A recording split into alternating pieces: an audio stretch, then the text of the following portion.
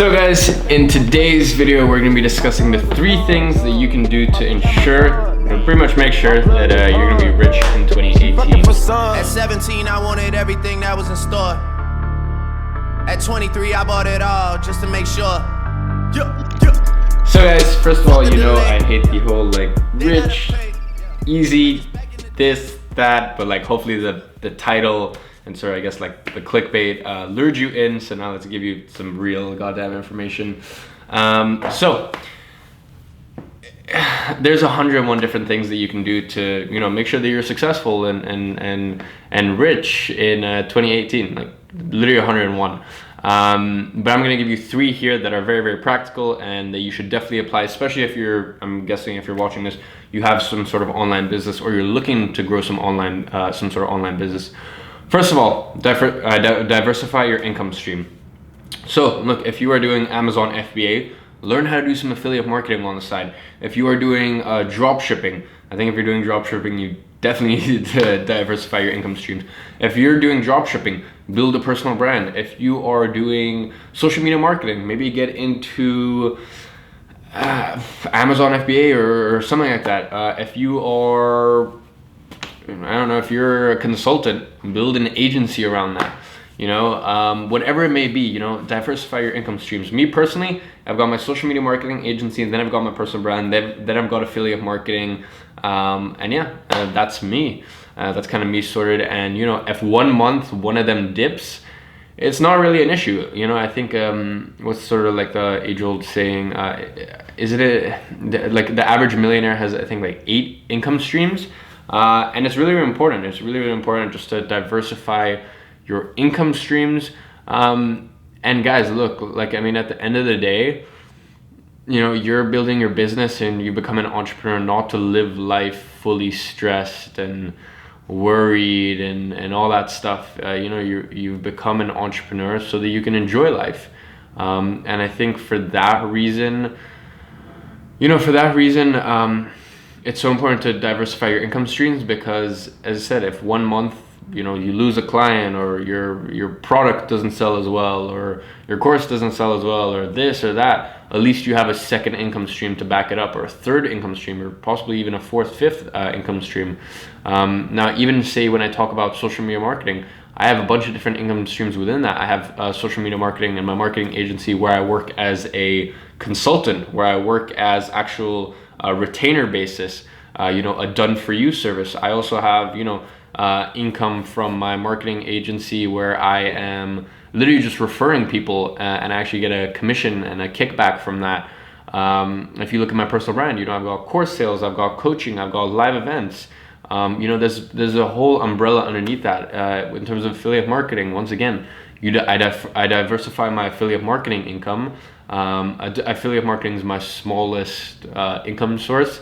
Of those 3, it's around 4,000, nearly 5,000 in the last 30 days, which is still great. But you know, you diversify that through different affiliate programs. You know, you have, you know, different SaaS products, you know, online services, stuff like ClickFunnels, Teachable, Pipedrive, Acuity Scheduler, like whatever you want, Shopify, like anything. So yeah, even within income stream in of itself, you diversify and you have a bunch of different options and different ways to go about it. So that's tip number 1. And I see, by the way, guys, like I see so many people just get into this thing where they've become a one-trick pony, and like they think that this thing will run for the rest of their life, and they will, you know, consistently make the same amount of money that they're making.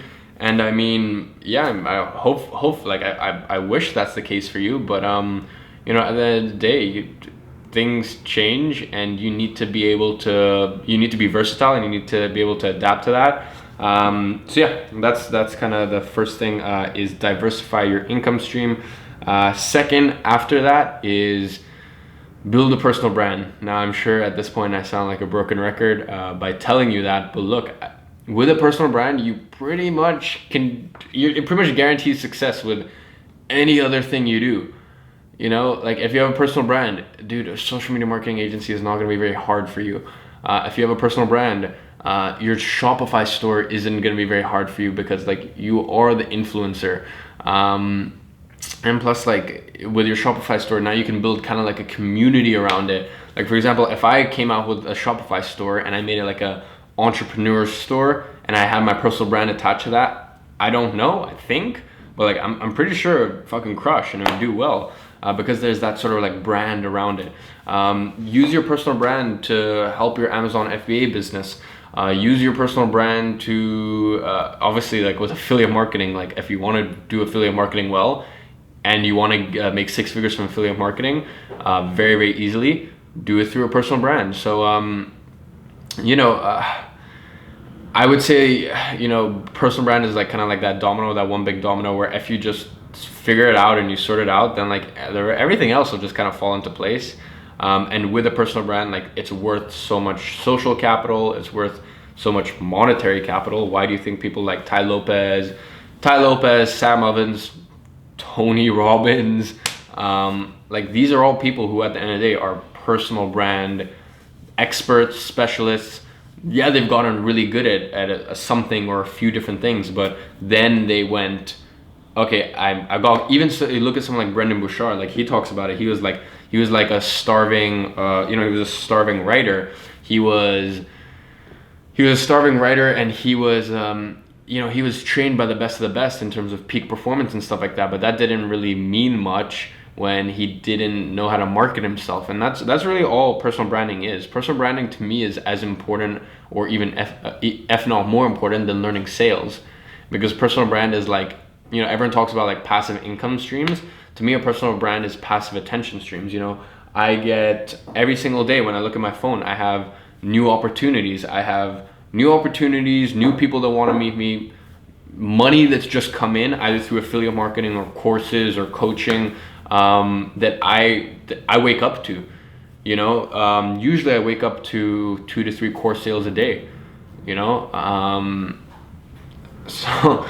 So obviously I've worked on my personal brand for a long time, but my point is, even I woke up this morning to a lady who has a dental clinic in Knightsbridge. Now, if you know anything about London, Knightsbridge is like, it's the most expensive piece of, it's just the most expensive area, right? It's literally like maybe half a mile down the road, and she hit me up through my personal brand, and she owns a dental clinic, and I know a dental clinic like that is probably doing easily probably 4 to 8 million a year in revenue. And yeah, she hit me up and she saw my personal brand. And my point is, it's passive attention stream. While I'm sleeping, I've got attention. And also, guys, remember, attention is income. So I've got attention, and that attention turns into either income directly through my personal brand, so courses, coaching, live events, stuff like that, or it comes through the form of, say, like affiliate marketing, where like I'm using my personal brand to build an affiliate marketing business, or through the form of using my personal brand to then build a social media marketing agency. Now, once again, you can crush it. You can create a dope Shopify store. You can crush it with Amazon FBA. You can crush it with social media marketing. Without a personal brand, you can even crush it with affiliate marketing without a personal brand. Yeah, of course. But I'm just saying, like, why not make it easier on yourself? And it's also a space that so few people are willing to get into. Not many people are willing to put themselves out there, but it's the same thing like with kind of like cold calling and sales. Not many people will actually pick up the phone, but the ones that do, well, yeah, those people are the ones that are taking all your money, taking all your success, and pretty much everything you want in life. They're the ones pretty much stealing it from you, because they're doing something that you're not comfortable or not willing to do. So, I mean, hey, your call. So that's number 2. And then number 3 is take all the money that you've made from your online business, or whatever business it is, sort of like your high growth income vehicle. So hopefully, you have some sort of online business, or a marketing agency, or you're actually building a regular business. Go ahead and take that money and invest it somewhere. Guys, money in the bank is lost money, and like it's, this world, it's not about how much money you make. It's about how much you retain and how much you have working for you. And I recently turned 18. This is all stuff I knew, but now it's actually, I'm putting it into practice and whatnot. Because here's the thing, like, if you make $1 million and you spend $1 million, trust me, you're gonna be stressed. You know, there's people who make $1 million and spend more than $1 million, or there's people who make $1 million, spend $1 million, and then forget about the fact that they actually have to pay taxes, so they haven't really made $1 million. You know, like there are a lot of people who forget about tax money. You know, so it really isn't about how much you make. You should constantly be progressing and making more and more and more. And I think until you make at least $500,000 a year, the goal and the obsession should be with finding a vehicle that gets you to at least $500,000 plus a year. But then at that point, you gotta start asking yourself, like, you know, money in the bank. Like, it doesn't make sense for me to have, you know, tens of thousands, hundreds of thousands sitting in the bank, just doing nothing in like savings, when that money could be put somewhere else. So look, you got a couple options here. Obviously, you guys have crypto if you're willing to sort of. I'm a huge fan of crypto, and like I know that sounds so funny because I was so against it. I'm not a fan of people like day trading and getting obsessed with it and stuff like that. Like, you know, I don't have Coinbase saved. I don't have like Blockfolio on my phone. I don't check my any of my coins, my altcoins, Bitcoin, Ethereum. Like, I check it maybe once a week or something like that. After the first day I got excited, but after that I delete all that stuff because, you know, I'm in it for the long run, and that's why I'm not really stressed that the price goes up, down. Either way I make money over the long run. But yeah, you've got things like cryptocurrency. Once again, cryptocurrency is an intangible asset, whereas, say for example, the thing I'm in right now, this is my apartment, right? In my apartment, I pay roughly 48,000 pounds, which is roughly like $65,000, $70,000, or $65,000 a year. I pay $65,000 a year to live in this place to my landlord. That's money I'm never getting back, and this is his tangible asset, and every year, for the most part, the price of this is going up. So I'm sure, say someone, for example, like my landlord, he's a clever guy. He created his business, and then after his business, he took his earnings, his money, and then he put it into a tangible asset or into an investment like this, and this investment brings him a return. Another thing you can do is, you don't even have to use your money. You know, the best part is you can buy real estate and then leverage the person paying the rent basically pays for your mortgage. So there's a whole bunch of, like, myriad of different things that you can do. Right now, most of my money is actually going to cryptocurrency, because, you know, I think it's just because I have a fast growth vehicle, and also I'm like more than cool to lose everything I'm putting in there. Like, I really do mean that. So I'm cool to lose it, and I'm cool to lose it, and that means that I'm willing to invest in something that could be a bit more high risk. Whereas for a lot of you guys, most of you guys watching this are pretty young, so I'd probably go for crypto, just as long as you don't let it like ruin your life. Like I've seen so many people that happen to. Another thing you can do is, index funds, stocks, stuff like that, real estate, even businesses. I was talking to a multi-million pound investor, and he was featured on Shark Tank and Forbes, I think. A nice Israeli guy. He reached out to me and had a few questions for me, and he was telling me like how he actually, he puts most of his money into businesses. So he uses the bank's money to buy a business, and then the business is actually collateral for the loan, and like he has no liability. So guys, there's 101 different ways to go about investing your money and making your money work for you. But that said, I just want you to start thinking about it. Even if you have 500, go invest that into cryptocurrency, go invest that into stocks. By the way, huge caveat here, once you get to a place where that money isn't doing anything, all the money I have in cryptocurrency, it's not going to do anything. But for example, say I only have 10,000 in my savings, I could use 3, 4, 5,000 of that to advertise, say, for affiliate marketing or my personal brand, or to do something for, say, my marketing agency, or take some new training that is then going to have like a 10x ROI over the next 6 months. So it all depends on how much money you have in the bank, and how quickly you can turn those investments liquid. So for example, if you invest in crypto, it won't take long if you really need the funds to, get that money into your bank from crypto. Whereas say compared to, if you've invested in a business or real estate or something like that, it's a bit harder. So yeah, guys, that's really my 3 main points. Number 1, diversify your income streams.